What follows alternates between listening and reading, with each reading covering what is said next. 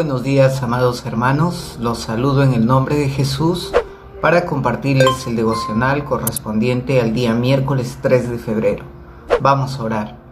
Padre bueno, gracias por tu bondad y misericordia, por el privilegio de compartir tu palabra. Yo te entrego mi vida, mi ser, para que tu nombre sea glorificado. En el nombre de Jesús, amén. Muy buenos días, hermanos, vamos a continuar con el devocional del libro de Mateo capítulo 9, en esta oportunidad del verso 27 al 38, donde vemos el ministerio de Jesucristo y el encargo que nos dejó como discípulos. Comenzamos en el verso 27, dice: cuando salió Jesús, le siguieron 2 ciegos, diciéndole a gritos: «Ten misericordia de nosotros, hijo de David». Y al llegar a casa se le acercaron los ciegos y Jesús les preguntó: ¿creen que puedo hacer esto? Y ellos dijeron: sí, Señor. Entonces les tocó los ojos diciendo: conforme a vuestra fe os sea hecho. Y los ojos de ellos fueron abiertos. Y Jesús les encargó rigurosamente diciendo: mirad que nadie lo sepa. Pero cuando salieron divulgaron la fama de él por toda aquella tierra. Tan pronto ellos salieron, le trajeron un mudo endemoniado. Una vez expulsado el demonio, el mudo habló. La gente se maravillaba y decía: nunca se ha visto cosa semejante en Israel. Pero los fariseos decían: por el príncipe de los demonios, echa fuera los demonios. Amén. En esta primera parte que vemos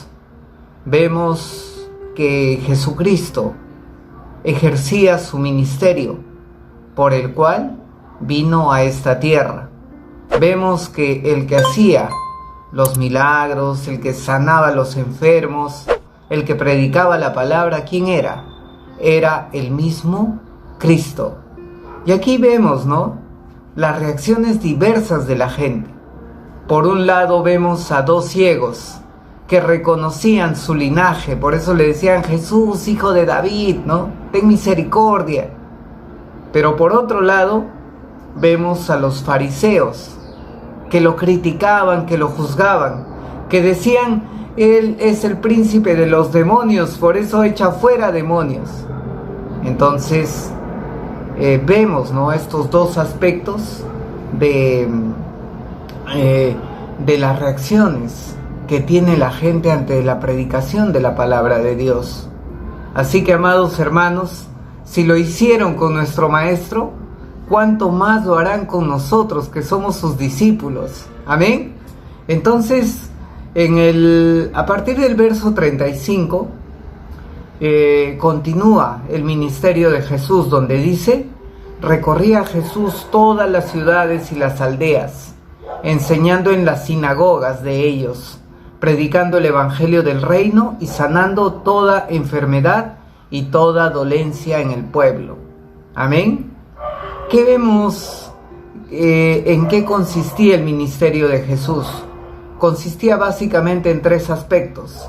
Jesús enseñaba en las sinagogas. Amén. ¿Qué enseñaba Jesús? Que guarden los mandamientos. Amén.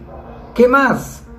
Predicaba el evangelio del reino y sanaba toda enfermedad y toda dolencia en su pueblo. Amén. Hacía esas 3 cosas. Luego Jesucristo encarga ese ministerio a sus discípulos en el capítulo 10, donde les da el encargo preciso que dice: y yendo prediquen diciendo: el reino de Dios se ha acercado. Sanen enfermos, limpien leprosos, resuciten muertos, echen fuera demonios, porque de gracia recibieron y den ustedes de gracia. Amén. Entonces Jesús encargó a sus discípulos, pero ellos iban a ejercer el ministerio una vez que hayan recibido el Espíritu Santo. Y luego, cuando ya Jesús está a punto de ascender, les da el gran encargo, la gran comisión a sus discípulos, que dice: Por tanto, vayan y hagan discípulos a todas las naciones. Bautícenlos en el nombre del Padre, del Hijo y del Espíritu Santo, y enséñenles que guarden todas las cosas que les he mandado. Yo estoy con vosotros todos los días hasta el fin del mundo. Amén. No es suficiente predicar el Evangelio. No es suficiente hacer creyentes. El encargo que tenemos de nuestro Señor Jesús es hacer discípulos. ¿Qué quiere decir? Que nosotros prediquemos el Evangelio y que las personas que oigan también se conviertan en discípulos de Jesucristo. Amén. Para que prediquen el Evangelio del reino, ¿no? ¿Qué significa predicar? Significa proclamar, publicar, pregonar, divulgar. Amén. Ser un heraldo, es decir, ser un mensajero de la palabra de Dios, de la buena noticia, que ha venido un Salvador, que es Jesucristo. Entonces, en el verso 36, ¿no? Dice la palabra: al ver las multitudes, tuvo compasión de ellas, porque estaban desamparadas y dispersas, como ovejas que no tienen pastor. Amén. ¿Quién vio a las multitudes? Jesucristo. ¿Y qué sintió Jesucristo cuando vio a las multitudes? Compasión. Analicemos este término compasión. ¿A qué se refiere? Compasión viene del griego splanchiste, ¿no? Que es una palabra fuerte, ¿no? Que procede del griego splachna, que significa entrañas. Es decir, Jesucristo siente una compasión que comienza en sus entrañas, en lo más profundo de su ser. Amén. Sintió esta compasión nuestro Señor Jesús. ¿Por qué? Dice la palabra. Porque vio a sus ovejas, vio a las personas que todavía no eran sus ovejas. ¿Por qué? Porque estaban como unas ovejas que no tienen pastor, porque estaban desamparadas y porque estaban dispersas. Amén. Entonces, ¿cómo las vio a aquellas personas? Al verlas desamparadas, las estaba viendo abandonadas, sin protección, a su suerte, que viene cualquier león y las ataca, cualquier fiera salvaje y las ataca. Y por otro lado estaban esparcidas, estaban andando sin rumbo, estaban caminando sin sentido, su vida no tenía propósito. Entonces eso es lo que pasa cuando aún no conocemos al pastor de pastores, a Jesucristo. Amén. Entonces Mateo describe a esta muchedumbre no como enemigos de Jesucristo, ni tampoco como motivo de burla, porque Jesús no les reclama, dice que nunca aprenden, qué les pasa, nada de eso, sino que Jesús los mira a todas las personas con ojos de compasión. Ahora, ¿qué significa? Que las ovejas no tienen pastor. Si nosotros conocemos la naturaleza de la oveja, vemos que es un animalito impotente de defenderse de los predadores. Puede caminar entre los senderos, pero a las ovejitas les cuesta encontrar su propia comida. Entonces, si estas ovejas no tienen un pastor, alguien que los guíe, mueren. Amén. Entonces, vemos aquí que Jesús ve de esa manera a sus ovejas, a las ovejas. Entonces, la frase de ovejas sin pastor nos recuerda a lo que dice en el Antiguo Testamento, en Primera de Reyes, capítulo 22, verso 17. ¿Qué dice acá la palabra? Decía: entonces él le dijo: he visto a todo Israel esparcido por los montes, como ovejas que no tiene pastor. Jehová ha dicho: estos no tienen señor, que cada cual vuelva a su casa en paz. Amén. Entonces, amados hermanos, vemos, ¿no?, que Jesús se presenta a sí mismo como el pastor.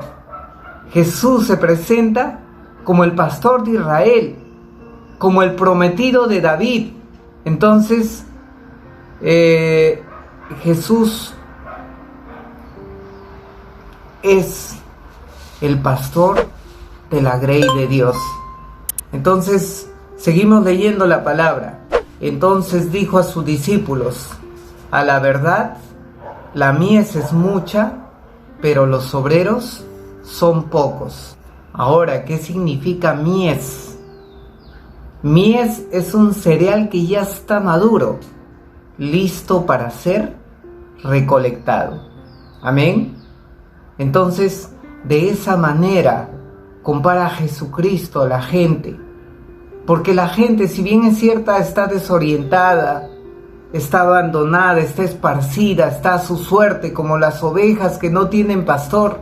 Amén. Pero también es cierto que la gente está dispuesta a escuchar la palabra de Dios. En estos tiempos, amados hermanos, que son muy difíciles para nosotros, en estos tiempos en que muchos han perdido a seres queridos, en estos tiempos que la gente está muy sensible por la enfermedad, está muy sensible, muy necesitada, porque muchos han perdido su trabajo, necesitan un pastor, porque mucha gente está muriendo sin Cristo, está partiendo de este mundo sin recibir al pastor. Entonces, amados hermanos, Jesucristo, ¿qué nos encarga?